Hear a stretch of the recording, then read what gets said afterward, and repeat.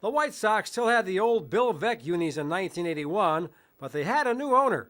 After making his fortune in real estate, Jerry Reinsdorf headed a group that bought the White Sox and later also the Bulls. Yeah, here it is.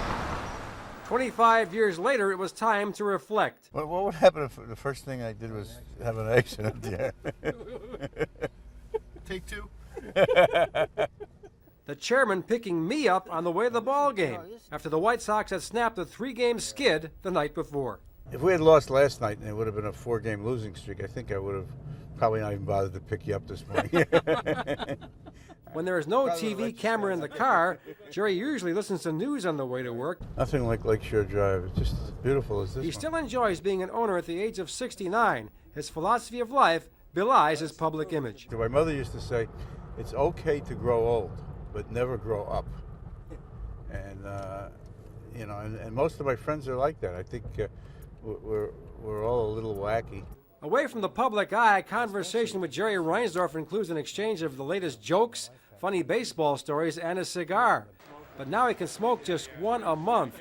Last winter, Jerry felt his chest getting tight during a daily workout. He was hospitalized for a couple of days. Medicine is incredible. You know, they stick something right up through the artery, and you can watch it on television. They clear it out, and you know, now I'm fine. Yeah, no, was it scary at all?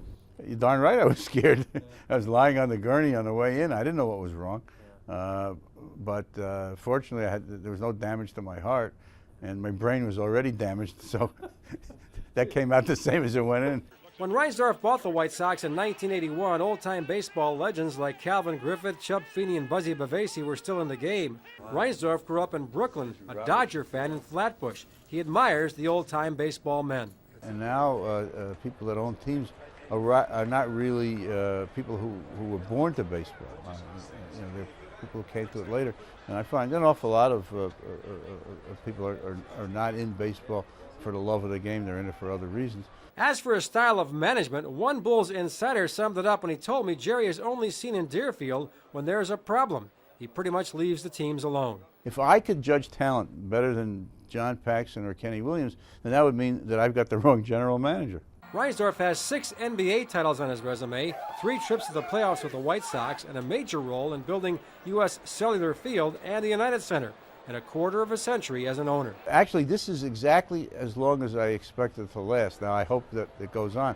But Eddie and I were 44 years old when we got started, and I figured, well, 25 years would be a good run, and then I'll be 69 years old, and if I can just get that 25 years in, you know, it's in the next century. And he shows no signs of slowing down. He has heeded the advice of his mother.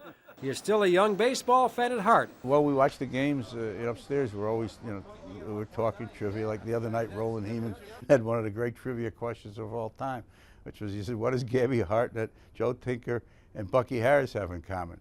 And nobody could figure it out. And Roland says they all died on their birthdays. I mean, what kind of trivia question is that? well, it's only baseball that you sit around and you talk about stuff like that. I've never heard anybody, you know, sitting around talking about hockey trivia.